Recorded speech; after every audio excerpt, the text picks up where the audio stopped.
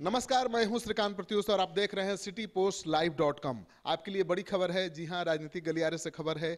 महागठबंधन में सीटों के बंटवारे को लेकर पेच अभी फंसा हुआ है। अभी तक तय नहीं हो पाया है कि कौन कितनी सीटों पर लड़ेगा और कौन किस सीट पर लड़ेगा। और इस बीच जो उम्मीदवार हैं वो ताल ठोक रहे हैं। हम पहले ही बता चुके हैं कि शिवहर पर कैसे 3 उम्मीदवार ताल ठोक रहे हैं। उसी तरह से दरभंगा सीट पर भी कई उम्मीदवार ताल ठोक रहे हैं। एक उम्मीदवार तो मुकेश सहनी हैं, जो वीआईपी पार्टी के सुप्रीमो हैं, तेजस्वी यादव के काफ़ी करीबी हैं, महागठबंधन में शामिल हो चुके हैं। जहां भी तेजस्वी यादव जाते हैं वो साथ रहते हैं और उन्होंने अपना चुनाव प्रचार दरभंगा से शुरू भी कर दिया है। मुकेश सहनी इस सीट को छोड़ने के मूड में है नहीं। उनका कहना है कि उनका वो इलाका है, स्वाभाविक रूप से इस सीट पर उनका हक बनता है और ये सीट उनसे कोई नहीं छीन सकता। अब सुनिए। देखिए, जहाँ से खास करके हमारी पार्टी में बिहार में 3-4 सीट पे चुनाव लड़ेगी, तो खास करके मुकेश सहनी के लिए तो कोई समस्या वाली बात नहीं है।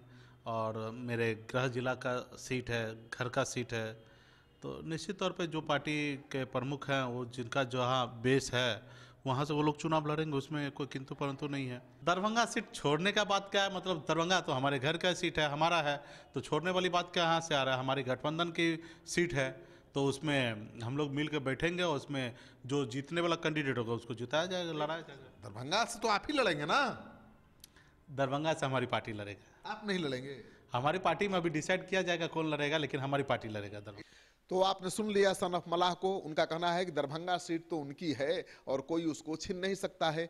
लेकिन कीर्ति झा आजाद जो बीजेपी के निलंबित सांसद हैं, अब बीजेपी से बेटिकट हो चुके हैं और कांग्रेस पार्टी में 14-15 तारीख के आसपास वो शामिल होने वाले हैं। लेकिन शामिल तभी होंगे जब कांग्रेस पार्टी उनके लिए सीट दिला देगी या फाइनल कर लेगी कि हाँ, दरभंगा सीट आपको हम आरजेडी से लेकर दे देंगे। तो आरजेडी की सीट पर तो मुकेश सहनी का दावा हो गया है। उन्होंने दावा ठोक दिया है कि और कहा है कि किसी कीमत पर ये सीट नहीं छोड़ेंगे। फिर कांग्रेस क्या लालू यादव पर इतना दबाव बना पाएगी कि मुकेश सहनी को छोड़कर लालू यादव उनके लिए सीट खाली कर दें? वैसे भी ये आरजेडी की सीट है और यहाँ पर फातमी चुनाव जीतते रहे हैं। यहाँ से कोई लगातार 2 बार चुनाव नहीं जीता फातमी को छोड़कर। उसके बाद कीर्ति झा आजाद ही लगातार चुनाव जीतते रहे हैं।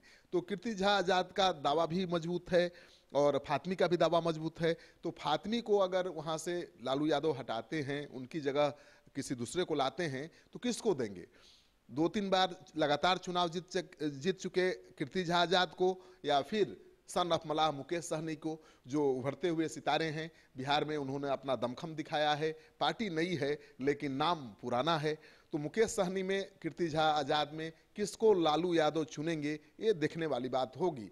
क्योंकि आप सुन लीजिए किस तरह से कीर्ति झा आजाद कह रहे हैं कि सन ऑफ मलाह मुकेश सहनी के दावे में कोई दम नहीं है। कि अगर आप देखें तो देश भर में कहीं भी किसी सीट के ऊपर कहीं किसी की कोई बात नहीं हुई है तय। जैसे एनडीए में भी तय हुआ है कि 17 जदयू लड़ेगी, 17 भाजपा लड़ेगी और 6 लोजपा लड़ेगी। उसमें कौन कहाँ लड़ेगा ये तो तय ही नहीं हुआ है। वैसे ही ना तो महागठबंधन में तय हुआ है, ना दूसरे गठबंधनों में तय हुआ है।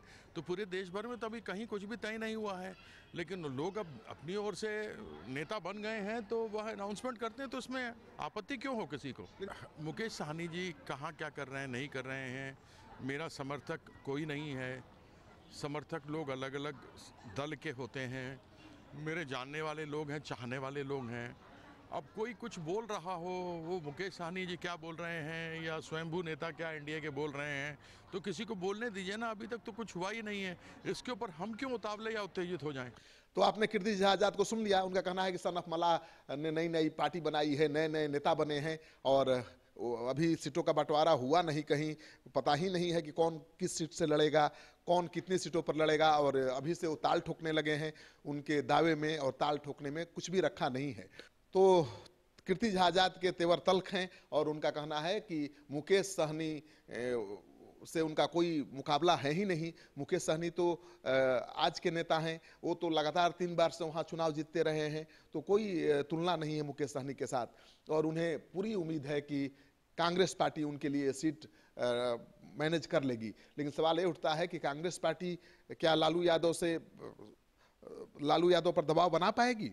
ऐसी परिस्थिति तो है नहीं बिहार में कि कांग्रेस पार्टी लालू यादव पर दबाव बना पाए। दरअसल लालू यादव ही पहलवान तय करेंगे। कांग्रेस के खाते में सीट जाए या किसी भी घटक दल के खाते में सीट जाए, कौन लड़ेगा ये तो तय लालू यादव करेंगे। आप किसी सीट पर किसी को नहीं लड़ा सकते, क्योंकि जीत की गारंटी देनी होगी। तो जो महागठबंधन में बातचीत चल रही है कि भाई ये सीट तो मिल जाएगा आपको, लेकिन सीट पर कौन लड़ेगा ये आपसी सहमति से ही तय होगा, क्योंकि किसी सीट को हारना नहीं है। तो अब देखना यह है कि कीर्ति झा आजाद जो पूर्व क्रिकेटर हैं, बीजेपी के निलंबित सांसद हैं, लगातार दरभंगा से चुनाव जीतते रहे हैं, उनको लालू यादव चुनते हैं या फिर सन ऑफ मलाह को, जो उभरता हुआ सितारा है, जो मलाहों का बड़ा नेता है और बीजेपी का कभी स्टार कैंपेनर हुआ करता था, आज महागठबंधन के साथ खड़ा है। आपको ये खबर अच्छा लगे तो दोस्तों के साथ जरूर शेयर करिए। अगर आपने अब तक हमारा यूट्यूब चैनल सब्सक्राइब नहीं किया है तो जरूर कर लीजिए। आपका सहयोग समर्थन लगातार मिल रहा है, उसके लिए बहुत बहुत आभार। नमस्कार।